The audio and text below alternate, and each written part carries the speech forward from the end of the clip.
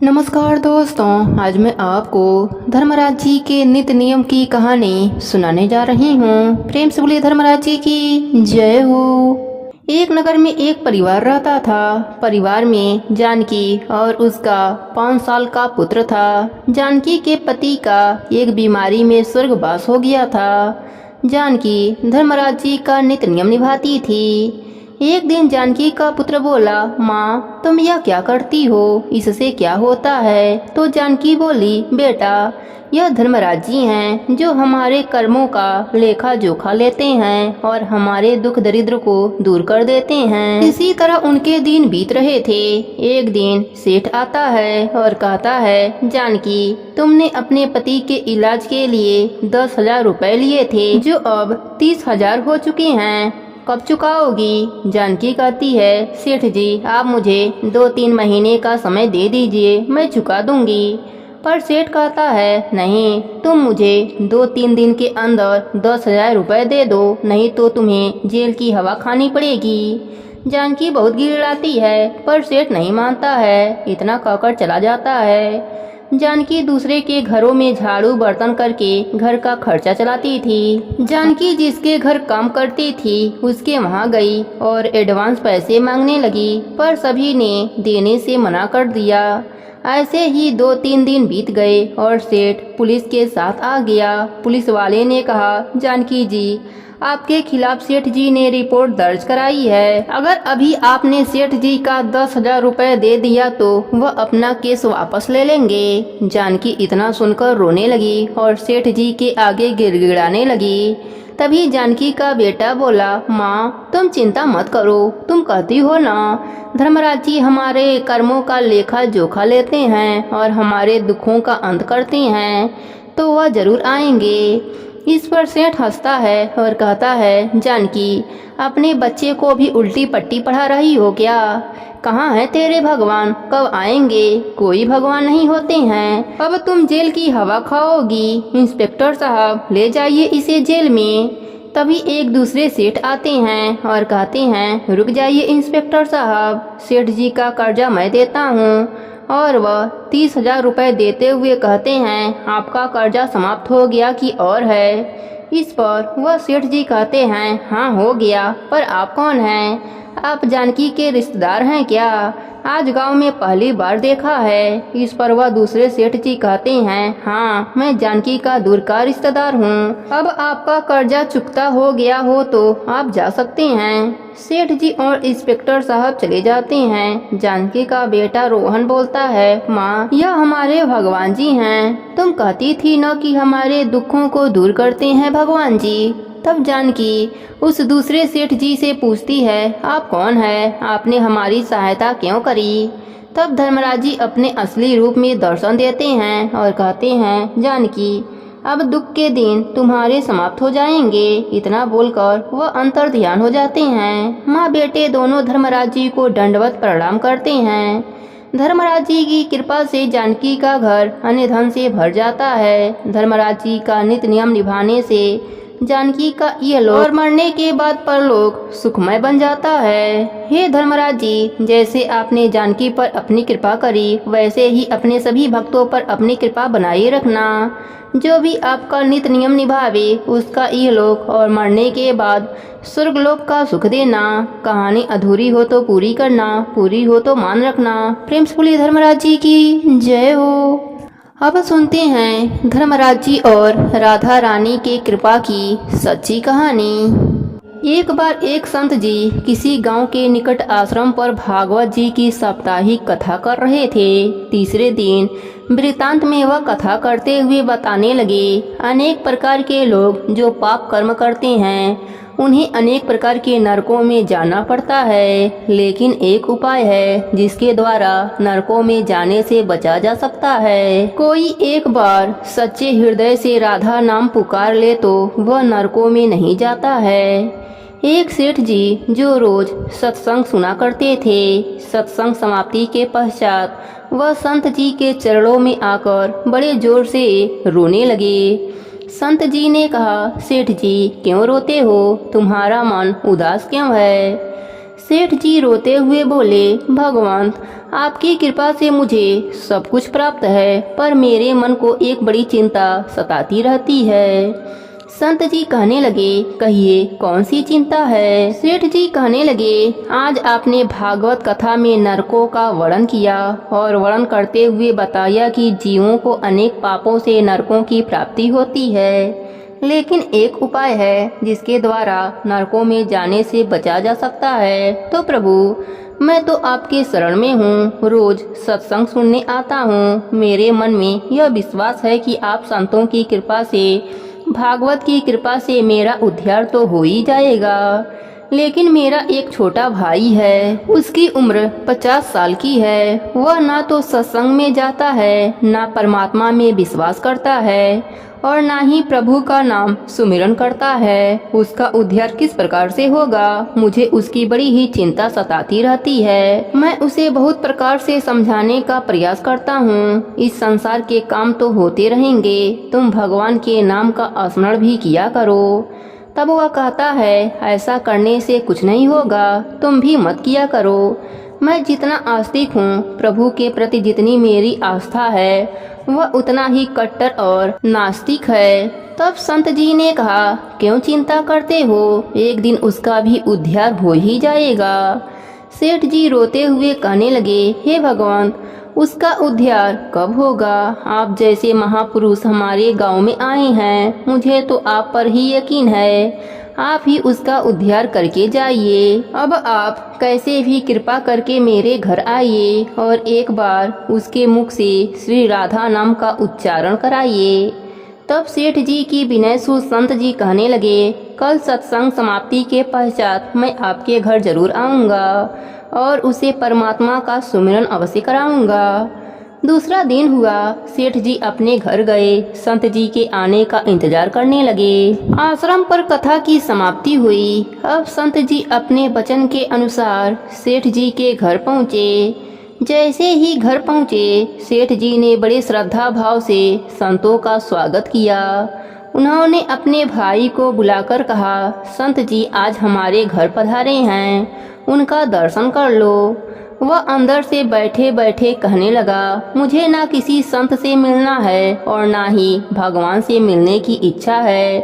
तुम ही उनकी सेवा करो और तुम ही उनका पेट भरो। संत जी ने जब यह वचन सुना, सेठ जी रोते हुए कहने लगे, भगवान, देखा आपने, आपके सामने ही आपका अपमान कर रहा है।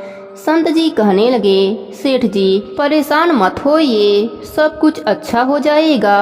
अब सेठ को दिलासा देते हुए संत जी पलंग से उतरे और उसके भाई के कक्ष में आ गए और उसके कंधों पर हाथ रखकर कहने लगे, और बताओ आज तक कितना कमाया।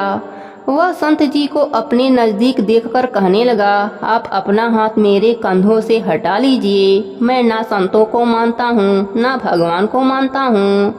लोग जितने आस्तिक होते हैं, मैं उतना ही कट्टर नास्तिक हूँ। मैं भगवान को नहीं मानने वाला हूँ। आप मेरे पास क्यों आए हैं। संत जी कहने लगे, मैं तो अपना काम करने आया हूँ। संतों का काम होता है लोगों का उद्धार करना। आज तुम्हारे उद्धार का काम करने आया हूँ, तो अवश्य ही करके जाऊँगा। वह सेठ का भाई बड़ा ही कट्टर था। वह कहने लगा, आपको किसी का उद्धार करना है कर दीजिए, पर मेरा उद्धार आप नहीं कर सकते हैं। मैं कुछ भी नहीं करने वाला। सेठ जी के भाई को देखकर संत जी मुस्कुराकर कहने लगे, एक बार राधे राधे बोल दो। वह सेठ जी का भाई कहने लगा, मैं कुछ नहीं बोलूँगा। संत जी ने फिर से कहा, राधे राधे बोल दो। वह कहने लगा, नहीं बोलूँगा। फिर संत जी ने कहा, राधे राधे बोलो।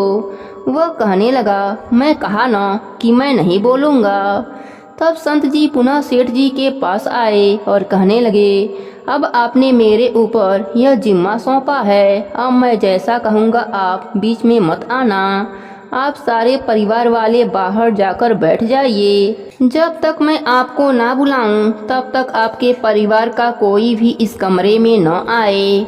अब इस प्रकार सेठ जी अपने परिवार वालों के साथ बाहर आकर बैठ गए। अब कक्ष में संत जी और सेठ जी का भाई था। संत जी ने पुनः एक बार राधे राधे बोलने के लिए कहने लगे। संत जी ने पुनः एक बार फिर से कहा, राधे राधे बोल दो। वह कहने लगा, मैंने आपसे मना कर दिया कि मैं नहीं कहूँगा। ना भगवान को मानता हूँ और ना ही भगवान की बातें मानता हूँ। मैं कट्टर नास्तिक हूँ। संत जी पुनः उसे प्रेम से हंसते हुए कहने लगे, जितने तुम कट्टर हो, नास्तिक हो, मैं उतना ही आस्तिक हूँ। मैंने अगर निश्चय कर लिया है तो तुम्हारे मुख से राधा नाम सुनकर ही जाऊंगा, और पक्का समझ लेना तुम्हारे मुख से राधा नाम निकलेगा। वह कहने लगा, आप कितना भी प्रयास कर लो, मैं एक बार भी नाम नहीं लूंगा। अब संत महापुरुष होते तो बड़े दयालु हैं, पर लीला मात्र उन्होंने क्या किया, उस सेठ के भाई का हाथ पकड़ा और पकड़कर जोर से हिलाने लगे। अब वह सेठ 50 साल का वृद्ध अवस्था थी। संत भी वृद्ध थे, पर संतों के अंदर भक्ति का तेज होता है। उन्होंने जोर से उसके भाई का हाथ ममोड़ दिया। संत जी फिर कहने लगे, कहो राधे राधे कहो। वह कहने लगा, नहीं कहूँगा। अब तो संत जी ने जोर से हाथ घुमाकर सेठ जी के भाई को जमीन पर पटक दिया और खुद उसके पेट पर चढ़कर बैठ गए। और संत जी फिर कहने लगे, कहो राधे राधे कहो। वह फिर कहने लगा, नहीं कहूँगा। अब तो संत जी ने उसके दोनों हाथ पकड़कर उसके पैरों को बांध दिया और कहने लगे, कहो राधे राधे कहो। अब ऐसी अवस्था में वह सोचने लगा, लगता है यह संत मुझे मार देंगे। तब वह बिना इच्छा के एक बार ऐसे ही कह दिया, राधे राधे। जैसे ही उसने राधे राधे कहा, संत जी ने उसके हाथ पैर खोल दिए। उसके बंधनों को छोड़कर बाहर आकर कहने लगे, सेठ जी, आपके भाई का कल्याण हो गया और आपका भी कल्याण हो गया। सेठ जी कहने लगे, अंदर से बहुत तेज आवाजें आ रही थीं। तब संत जी कहने लगे, आपने काम ही ऐसा दिया था। आपने कहा वह नास्तिक है, कभी कुछ बोलता ही नहीं है। आज आपके भाई ने राधे राधे नाम का उच्चारण कर लिया है, इसका कल्याण हो गया। अब मैं जा रहा हूँ, कल से पुनः मेरी कथा है। अब संत जी तो अपने स्थान पर लौट आए। सेठ जी का भाई जमीन से उठकर अपने भाई से कहने लगा, यह कैसे संत हैं, मुझसे झगड़ा करने आ गए, मेरे ऊपर चढ़कर बैठ गए और कहने लगे, अगर राधे राधे का नाम उच्चारण नहीं किया तो मैं तुम्हारे ऊपर ऐसे ही बैठा रहूँगा। अब उसकी बात सुनकर सेठ जी तो हंसने लगे। वह हंसते हुए मन में भगवान का धन्यवाद देते हुए कहने लगे, हे प्रभु, आपके संत भी बड़ी दयालु होते हैं, खुद कष्ट सहकर भी लोगों का कल्याण करते हैं। समय व्यतीत होता गया। मुश्किल से 5-6 महीने गुजरे होंगे। अचानक एक दिन होते होते उसके भाई का देहांत हो गया। शरीर समाप्ति के पश्चात आत्मा शरीर से अलग हो जाती है। वह आत्मा ही ऊपर धर्मराज जी के पास जाकर सारी हिसाब किताब देती है। अब इस व्यक्ति का हिसाब किताब खोला गया। धर्मराज जी ने चित्रगुप्त जी से कहा, आज जो इंसान हमारे पास आया है, इसका हिसाब किया जाए। चित्रगुप्त जी कर्मों का हिसाब देखकर बताने लगे कि हे भगवान, इसने अपने जीवन में कभी परमात्मा का नाम सुमिरन नहीं किया, सदा पाप ही पाप किया है, इसे तो सीधे नरक भेज दिया जाए। अब धर्मराज जी के आदेश अनुसार जैसे ही उसे नरक भेजा जा रहा था, तभी चित्रगुप्त जी ने कहा, भगवान, एक बात और है। धर्मराज जी ने कहा, कौन सी बात? चित्रगुप्त जी ने कहा, एक बार संत के कहने पर इसने राधा नाम का उच्चारण किया था। अब एक बार राधा नाम का उच्चारण। धर्मराज जी ने दूतों से कहा, थोड़ी देर रुक जाओ, इसका हिसाब किया जाएगा, इसके बाद ही इसे नरक में भेजा जाएगा। धर्मराज जी ने चित्रगुप्त जी से कहा, जल्दी से इसका हिसाब देखो, कहीं इसने भगवान के नाम का और उच्चारण तो नहीं किया है। चित्रगुप्त जी ने पुनः उसका हिसाब देखा। देखकर कहने लगे, भगवान, इसने एक बार जो नाम उच्चारण किया है वह संत के भय से किया था, दिल से नहीं किया था, पर एक बार राधा नाम का उच्चारण किया है। अब धर्मराज जी विचार करने लगे। अब एक बार राधा नाम का उच्चारण, और सारा जीवन पाप में, अब क्या किया जाए। तब धर्मराज जी ने उसी इंसान से पूछा, एक बात बताओ, हम तुम्हें पहले राधा नाम उच्चारण का फल दें या तुम्हें नरक भेज दिया जाए। तब वह इंसान हाथ जोड़कर कहने लगा, भगवान, नरक में तो जाना ही है, इससे अच्छा है आप मुझे एक बार राधा नाम उच्चारण का फल दे दो, फिर मुझे जहाँ चाहो वहाँ भेज देना। तब धर्मराज जी अपनी पुस्तक खोलकर देखने लगे कि एक बार राधा नाम के उच्चारण का फल क्या है। उन्होंने सारी पुस्तकें खोज दी पर उन्हें कहीं भी राधा नाम के उच्चारण का फल दिखाई नहीं दिया। तब वह विचार करने लगे, एक बार राधा नाम उच्चारण का फल तो मुझे पता नहीं चला। तब वह अपनी शंका के निवारण करने के लिए उस भक्त को अपने साथ लेकर स्वर्गलोक में आ गए। स्वर्गलोक में आकर धर्मराज जी ने इंद्रदेव से कहा, हे इंद्रदेव, मुझे बताइए कि एक बार राधा नाम उच्चारण करने का क्या फल है। तब इंद्रदेव ने बहुत प्रयास किया पर वह भी इसका फल नहीं पता कर पाए। तब वह सब देवी देवताओं को लेकर ब्रह्मा जी के पास गए। ब्रह्मदेव ने जब सबको देखा तब ब्रह्मदेव उनसे पूछने लगे, आपके साथ इंसान कौन सा है। इंद्रदेव ने कहा, प्रभु, इसने एक बार राधा नाम का उच्चारण किया है, बाकी सारी जीवन इसने पाप कर्म किए हैं, हमें तो पता नहीं राधा नाम के उच्चारण का क्या फल होता है, इसलिए हम आपके पास आए हैं। तब ब्रह्मा जी बड़े ही प्रयास किए, राधा नाम उच्चारण का फल क्या होता है, अब उन्हें भी पता नहीं चला। तब ब्रह्मदेव कहने लगे, हम सब मिलकर इसे अपने साथ लेकर भगवान शंकर जी के पास चलते हैं। तब सब जन भगवान शंकर जी के पास पहुँचे। भगवान शंकर जी से प्रार्थना कर कहने लगे, हे महादेव, इस इंसान ने सारी जीवन पाप कर्म किए हैं, बस एक बार संत जी के कहने पर राधा नाम का उच्चारण किया है। अब आप बताइए, एक बार राधा नाम का उच्चारण करने से क्या फल मिलता है। तब महादेव जी ने बड़ा प्रयास किया पर वह भी राधा नाम की महिमा को बता नहीं सके। तब शंकर जी कहने लगे, अब हमें भगवान श्री कृष्ण के पास चलकर उन्हीं से पूछना पड़ेगा, क्योंकि वही राधा तत्व को जानने वाले हैं। ऐसा सोचकर सभी देवी देवता भगवान शंकर के साथ उस इंसान की आत्मा को लेकर भगवान श्री कृष्ण के गोलोक धाम में पहुँचे। गोलोक धाम में भगवान कृष्ण राधा जी के साथ अपने आसन पर विराजमान थे। भगवान श्री कृष्ण ने सभी देवताओं का सम्मान किया और उनसे पूछा, आज अचानक से आने का कारण क्या है। तब भगवान शंकर हाथ जोड़कर कहने लगे, भगवान, यह इंसान धरती से आया है, इसने अपने जीवन में बहुत सारे पाप कर्म किए हैं पर एक बार राधा नाम का उच्चारण किया है। धर्मराज जी पता न कर सके कि एक बार राधा नाम उच्चारण का क्या फल होता है। तब वह इसे लेकर इंद्रदेव के पास गए, फिर स्वर्गलोक से होते हुए ब्रह्मलोक को गए, फिर ब्रह्मलोक से होते हुए यह लोग मेरे पास पहुँचे। अब मैं इन सबको अपने साथ लेकर आपके पास आया हूँ। अब आप बताइए कि एक बार राधा नाम का उच्चारण करने से क्या फल होता है। जब इस प्रकार की बातें चल रही थी तब श्री कृष्ण के पास बैठी राधा रानी बड़ी जोर से हंसने लगीं। तब श्री कृष्ण ने कहा, हे राधिका, क्यों हंस रही हो। तब राधिका कहने लगी, हे भगवान, यह अभी तक राधा नाम का महत्व नहीं समझ सके हैं। तब भगवान शंकर कहने लगे, हे महारानी, राधिका के नाम का क्या असर है, आप हमें बतलाइए। तब राधिका जी कहने लगी, हे महादेव, आप खुद सोचिए, इस व्यक्ति ने एक बार राधा नाम का जप किया, एक बार राधा नाम जपने से स्वर्गलोक की सैर करके आया, ब्रह्मदेव का ब्रह्मलोक में दर्शन करके आया, आपके महादेव लोक में आपका इसने दर्शन किया है।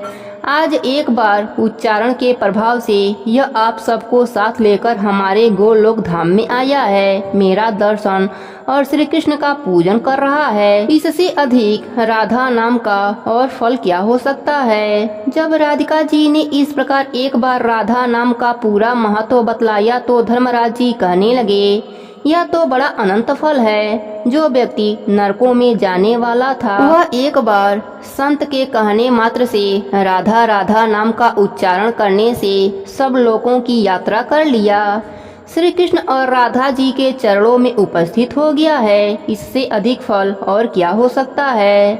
तभी फिर से धर्मराज जी कहने लगे, भगवान क्या अब इसे नरकों में जाने की आवश्यकता नहीं है। तब श्री कृष्ण जी कहने लगे, हे धर्मराज जी, जिसने एक बार राधा रानी के चरणों का दर्शन कर लिया हो वह तो कभी नरक में जा ही नहीं सकता है। तब वह भक्त जो वहाँ पर राधा रानी के दर्शन कर रहा था वह कहने लगा, हे महारानी, मैंने तो संत के भय में आकर आपका राधा नाम उच्चारण किया था, पर जो सच्चे हृदय से आपके नाम का उच्चारण करते हैं उन्हें तो जीवन में कोई भय होगा ही नहीं। वह तो नरकों की यात्रा में कभी निकलेंगे ही नहीं, वह तो सीधा आपके चरणों में ही समा जाएंगे। तो इतना महत्व है एक बार राधा नाम के उच्चारण का। सच्चे हृदय से जो एक बार इस प्रकार कह दे, राधे राधे श्याम मिला दे, तो राधा नाम उच्चारण करते ही परमात्मा का साक्षात्कार दर्शन हो जाता है। प्रेम से बोलिए राधे राधे। श्री राधा जी के जिन 28 नामों से उनका गुणगान किया जाता है वे इस प्रकार हैं, राधा, रासेश्वरी, रम्या, कृष्ण मत्राधिदेवता, सर्वधा, सर्वांधा, वृंदावन बिहारणी, वृंदा राधा, रमा, आशीष गोपी मंडल पूजता, सत्या, सत्यपरा, सत्यभामा, श्री कृष्ण बल्लभ, वृषभानुसुता, गोपी, मूल प्रकृति ईश्वरी, गंधर्वा, राधिका, रुक्मणी, परमेश्वरी, परात्परा, पूरा, पूर्णचंद्र विमानना, भुक्ति मुक्ति प्रदा और भव व्याधि विनाशनी। प्रेम से बोलिए राधा रानी की जय हो।